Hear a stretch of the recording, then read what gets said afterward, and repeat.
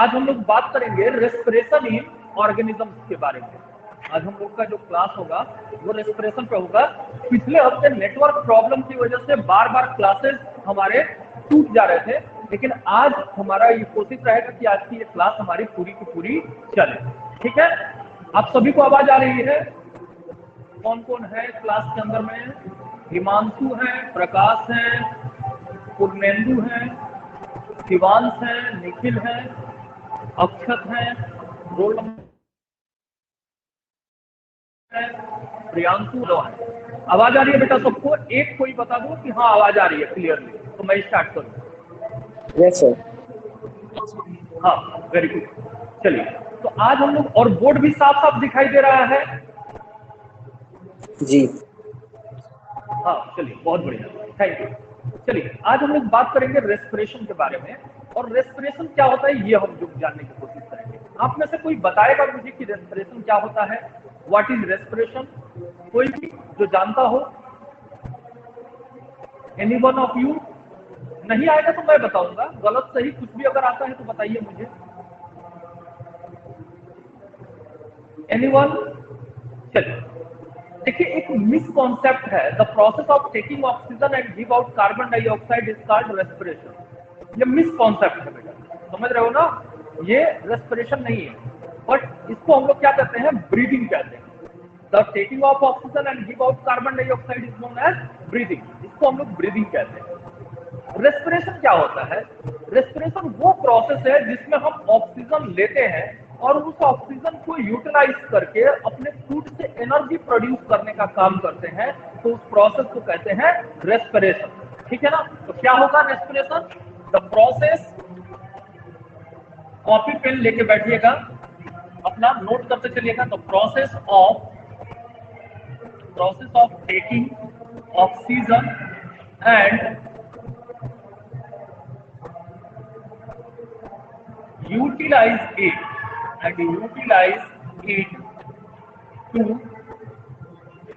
release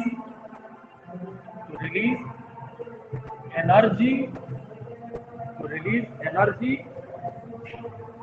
from the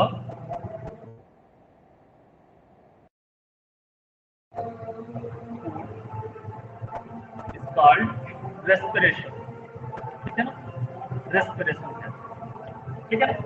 कह रहे कि जो भी हम लोगों ने फूड लिया, उस फूड से हम लोग एनर्जी अगर प्रोड्यूस करने का काम करते हैं तो उस प्रोसेस को कहते हैं रेस्पिरेशन। वो प्रोसेस हमारा क्या कहलाएगा?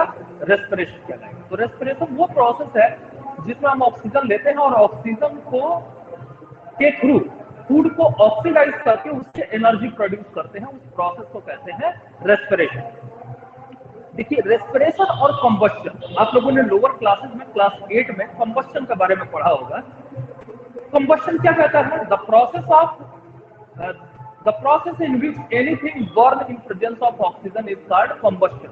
कह रहा है कि वो प्रोसेस जिसमें कोई भी चीज को हम ऑक्सीजन के प्रेजेंस में जब जलाते हैं तो उसे हम लोग कहते हैं कंबस्शन। रेस्पिरेशन भी एक तरीके का कंबस्शन ही है। यहाँ भी क्या होता है? कंबस्शन के प्रोसेस में क्या होता है? लकड़ी, कोयला, गोईठा, एलपीजी कुछ भी जलाते हैं और उससे क्या प्रोड्यूस करते हैं? एनर्जी प्रोड्यूस करते हैं, हीट एनर्जी प्रोड्यूस करते हैं। यहाँ भी वही चीज होती है। रेस्पिरेशन में भी क्या होता है? जो ऑर्गेनिक कंपाउंड है हमारे, जैसे ग्लूकोज है, जो रिजर्व फूड मटेरियल के रूप में हमारे बॉडी में स्टोर रहता है, उसका ऑक्सीडेशन होता है और एनर्जी रिलीज होती है। तो आप जानते हो कि कंबस्शन के प्रोसेस के लिए ऑक्सीजन का होना जरूरी है। Oxygen is required for the process of combustion.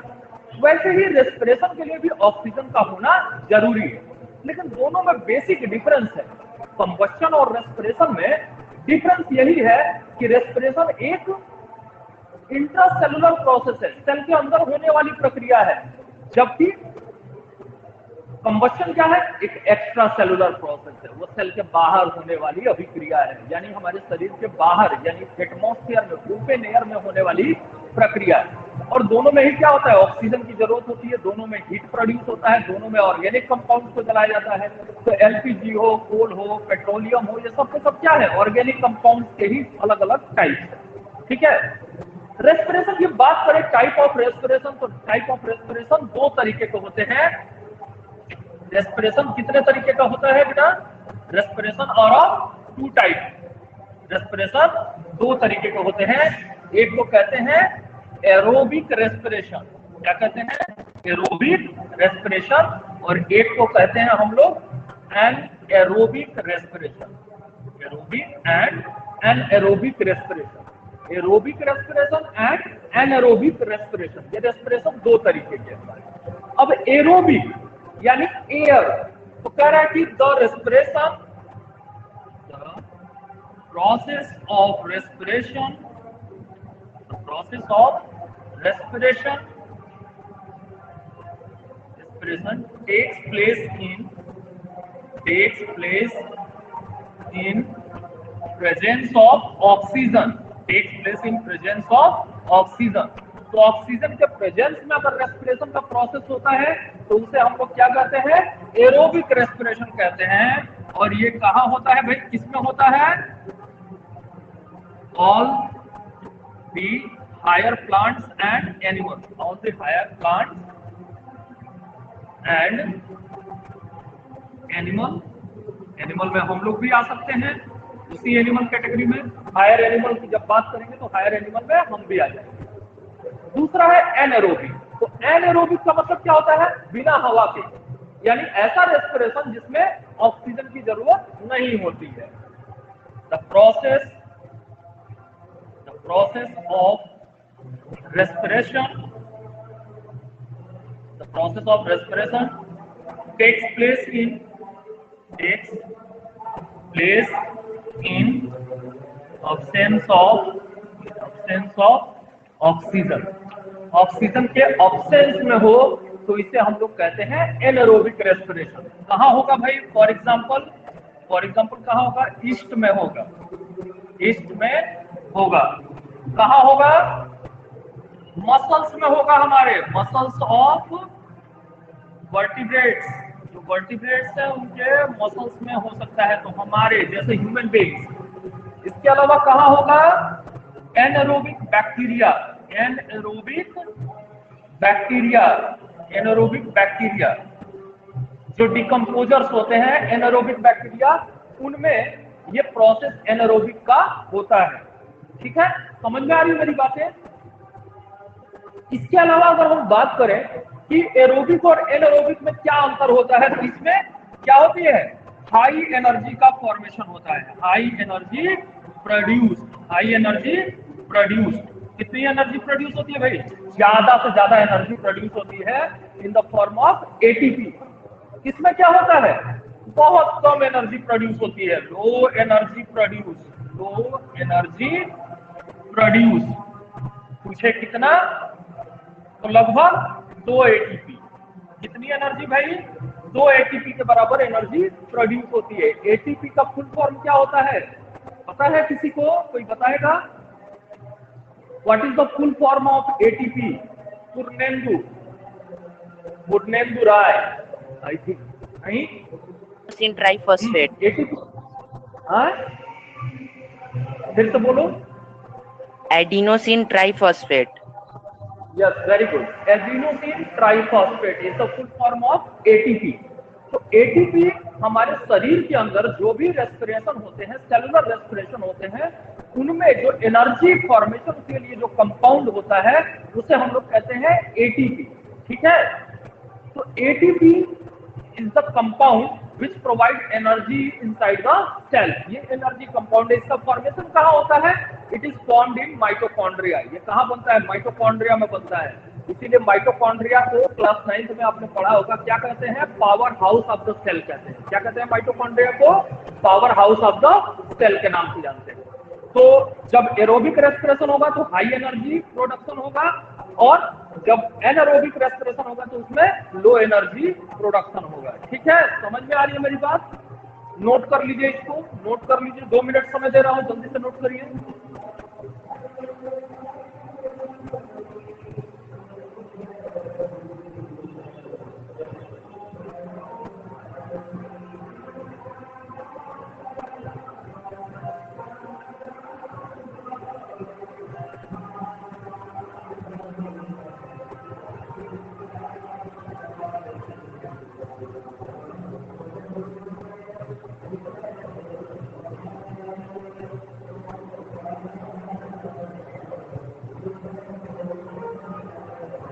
चलिए हो गया, नोट कर लिया आप लोगों ने। चलिए मैं इसको मिटा देता हूँ और एक साइकिल बना लेते हैं हम लोग जल्दी से, जिससे पता चले कि ग्लूकोज का डिकम्पोजिशन किस तरीके से हो रहा है। चलिए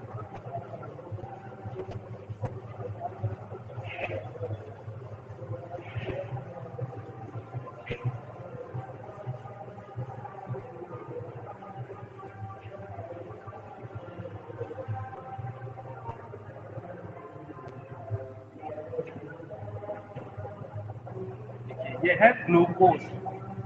ग्लूकोज ग्लूकोज का फॉर्मूला क्या होता है? C6H12O6। तो इसको हम लोग कहते हैं कार्बन 6 कंपाउंड, इसे कहते हैं कार्बन 6 कंपाउंड। ग्लूकोज क्या है? Glucose is a carbon 6 compound. और यहाँ पे कितना ग्लूकोज है भाई? 1 मॉलिक्यूल ऑफ ग्लूकोज। कितना ग्लूकोज है? 1 मॉलिक्यूल ऑफ ग्लूकोज है। तो glucose is a 6 carbon compound, formula C6H12O6।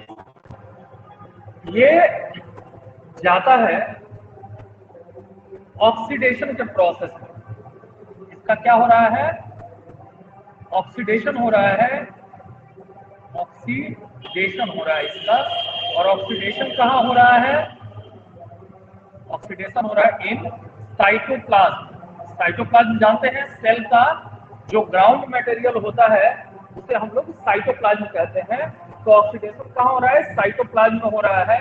और इस प्रोसेस को हम लोग कहते हैं ग्लाइकोलिसिस। क्या कहते हैं इसको? ग्लाइकोलिसिस कहते हैं। क्या कहते हैं इस प्रोसेस को? ग्लाइकोलिसिस कहते हैं। This process is known as glycolysis. अब इस ग्लाइकोलिसिस से क्या होता है? ऑक्सीडेशन के बाद क्या बनता है? पाइरुविक एसिड बनता है। क्या बनता है? पाइरुविक एसिड का फॉर्मेशन होता है, ठीक है ना। And some less amount of energy produce होती है, बहुत निग्लिजिबल अमाउंट में एनर्जी प्रोड्यूस होती है, less amount of energy produce होती है। ये पाइरुविक एसिड कैसा है? It is the 3 carbon compound. ये कैसा है? ये 3 कार्बन कंपाउंड है। Glucose 6 carbon compound. तो एक ग्लूकोज का मॉलिक्यूल अगर डिकम्पोज होगा तो कितने पाइरुविक एसिड बनेंगे? आइडिया है कोई? एक ग्लूकोज का मॉलिक्यूल अगर डिकम्पोज होगा तो 3 कार्बन वाले कितने पाइरुविक एसिड बनेंगे? कोई बताए? एक 6 कार्बन वाला कंपाउंड अगर टूटता है तो 3 कार्बन वाले कितने कंपाउंड्स बनेंगे? शिवांश, शिवांश बताओ। शिवांश राय। हाँ जी। हाँ बताओ। एक 6 कार्बन वाला कंपाउंड अगर टूटेगा तो 3 कार्बन वाले कितने कंपाउंड्स बनेंगे?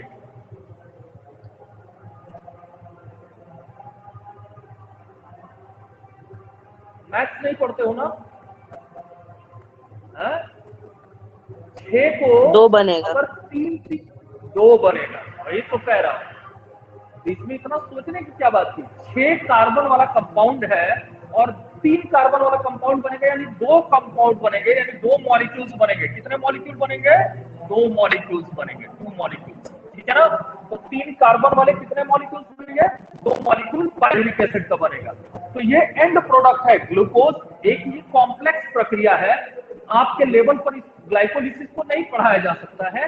ग्लाइकोलिसिस जब हायर क्लासेस में, इंटरमीडिएट में या बीएससी में जाएंगे तब आपको ग्लाइकोलिसिस पढ़ने को मिलेगा। उसमें 10-11 स्टेप्स होते हैं, ठीक है ना। तो उन 10-11 स्टेप में ग्लूकोज किस किस रूप में टूटता है और लास्ट में क्या बनता है? लास्ट में जाके बनता है पाइरुविक एसिड। लेस अमाउंट में एनर्जी भी रिलीज होती है। अब यहाँ पे क्या होता है कि ये जो पाइरुविक एसिड है, ये अगर हम लोग आ जाए, जैसे यहाँ पे अगर हम बात करें ईस्ट में, ईस्ट से खमीर, ईस्ट जानते हैं ना क्या है? एक तरीके का फंगस है, यूनिसेलुलर फंगस। बडिंग इन ईस्ट आपने क्लास 8 में पढ़ा होगा, बडिंग इन ईस्ट। तो बडिंग इन ईस्ट आपने क्लास 8 में पढ़ा है। ईस्ट में एनारोबिक रेस्पिरेशन होता है। क्या होता है? एनारोबिक रेस्पिरेशन होता है। उस प्रोसेस को कहते हैं फर्मेंटेशन। क्या कहते हैं उसको? फर्मेंटेशन कहते हैं। और फर्मेंटेशन के प्रोसेस में क्या बनता है?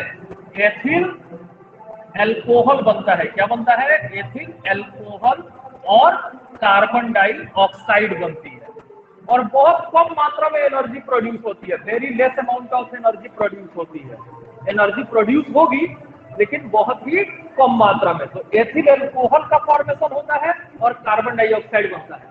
आप जानते हैं ये फर्मेंटेशन का जो प्रोसेस है इसको कहाँ अप्लाई किया जाता है? In the making of beverages. जो बेवरेजेस यानी शराब, बियर, ये सब बनाने के काम में इसका यूज किया जाता है। आप जानते हो कि घर में जब छोला भटूरा वगैरह भटूरा जब बनता है तो बढ़िया भटूरा फुलाने के लिए, उसका आटे को फुलाने के लिए उसमें खमीर डालते हैं यानी ईस्ट डालते हैं। तो ईस्ट पाउडर डालने से वो क्या करता है? कार्बोहाइड्रेट के फर्मेंटेशन के रेट को बढ़ा देता है जिससे वो जल्दी से जल्दी डिकम्पोज होना शुरू हो जाता है और भटूरे के अंदर में खट्टापन आता है। हल्का हल्का खट्टा लगता है ना, तो कहते हैं कि अब आज भटूरा अच्छा बना है। तो खट्टापन क्यों आया?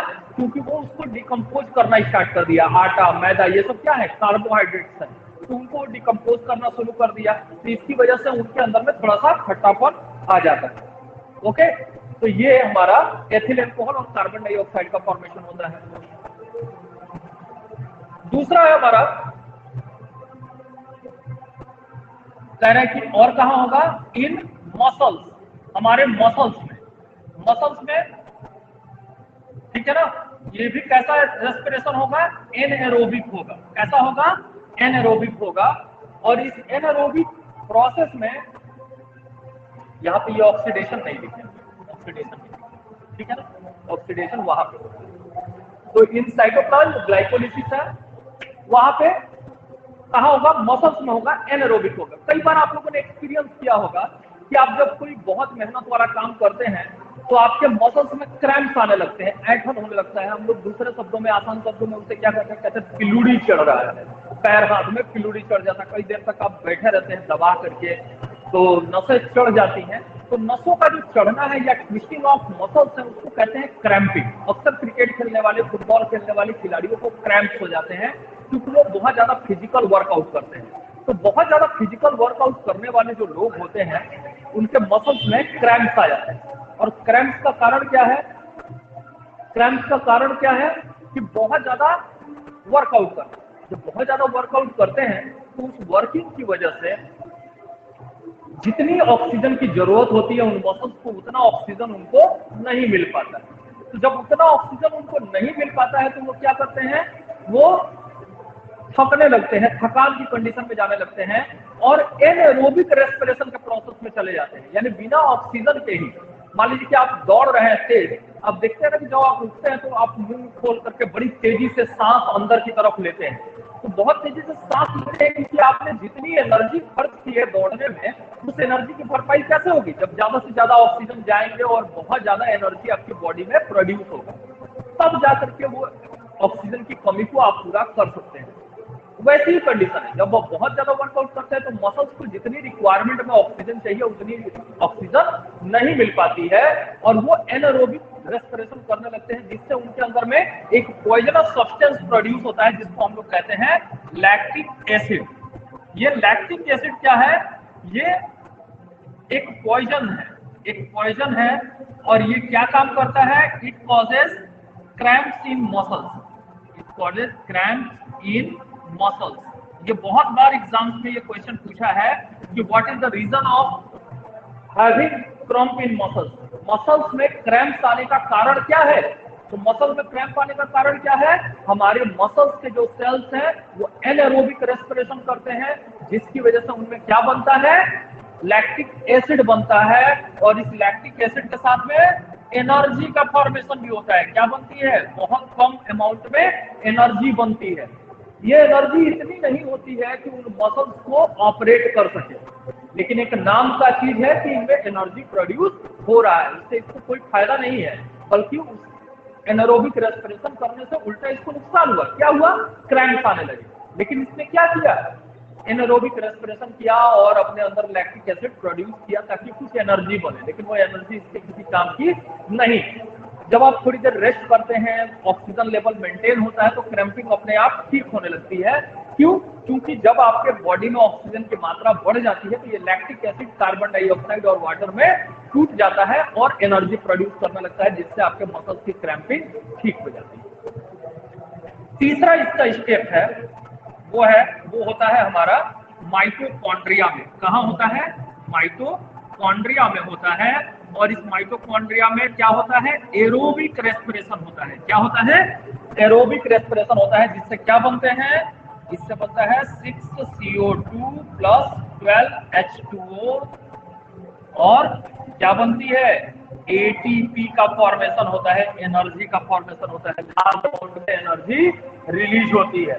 ठीक है, तो कार्बन डाइऑक्साइड, वाटर और एटीपी का फॉर्मेशन होता है, यानी ग्लूकोज का ऑक्सीडेशन हो गया। तो ग्लूकोज का ऑक्सीडेशन पहले किसमें हुआ? पाइरुविक एसिड में। और पाइरुविक एसिड से क्या बना? कार्बन डाइऑक्साइड, वाटर और एनर्जी रिलीज हुई। ये एरोबिक रेस्पिरेशन कहलाएगा। ये दोनों के दोनों कैसे भाग है? ईस्ट में और मसल्स में कैसे हुआ? एनएरोबिक प्रोसेस में हुआ। ये जो साइकिल मैंने आपको बना के दी है, ये बहुत ही इंपॉर्टेंट है। कई बार एग्जाम्स में भी ये साइकिल पूछी गई है, जिसमें से बीच बीच में से कुछ चीजें जाती है, वहां पे भरना होता है। ठीक है, तो इस साइकिल को अच्छी तरीके से बना लीजिए। और आज के क्लास में बस इतना ही रहेगा। अगले क्लास में हम लोग बात करेंगे रेस्पिरेशन इन अदर ऑर्गेनिज्म। तो कल बात करेंगे रेस्पिरेशन इन अदर ऑर्गेनिज्म में। अपना कॉपी पेन लेके बैठा करिए। आज मैंने इसकी व्यवस्था कर लिया कि आपके क्लास में किसी भी तरीके का इंटरप्शन ना हो, कोई व्यवधान ना पड़े। तो आप लोग कल समय से जुड़िए, दूसरे लोगों को भी बताइए कि क्लासेस आपके चल रहे हैं। पिछले हफ्ते में नेटवर्क की प्रॉब्लम थी, क्लासेस थोड़े से आपके बाधित हुए हैं। अब ऐसा होगा नहीं, नेटवर्क चलेगा नहीं चलेगा वो मेरी प्रॉब्लम है। ओके, तो आपके क्लासेस चलेंगे, दूसरे लोगों को भी बताइए। इसको फटाफट से नोट कर लीजिए अपनी कॉपी में। और जो भी लिखवा रहा हूँ वो सारे के सारे आपके फेयर कॉपी पे दिखाई देने चाहिए। कुछ लोग फेयर कॉपी भी लेने आए होंगे, इसलिए संख्या आज कम है। लेकिन आप लोग डेली जुड़िए और सारे नोट्स तैयार करिए। मैं 2 मिनट के लिए इसे छोड़ रहा हूँ। इसका फोटो भी खींच करके आपके ग्रुप में, नोटिस बोर्ड में या असाइनमेंट में डाल दूंगा। ओके, चलिए नोट कर लीजिए जल्दी से। 2 मिनट का समय दे रहा हूँ।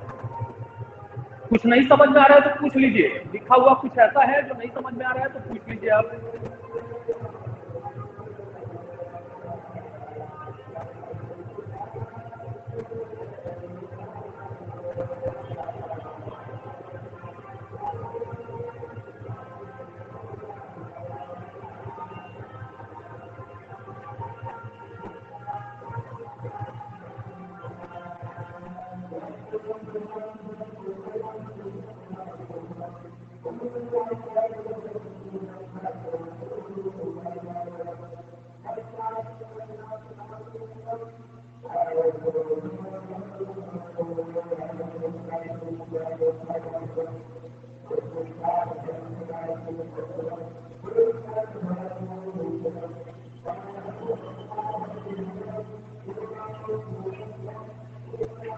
चलिए, हो गया? कोई बताइए कि हो गया तो।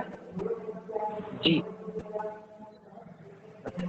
और कोई ऐसा जिसका छूटा हुआ है अभी बोले, जिसका अभी कंप्लीट नहीं हुआ है वो बताएं।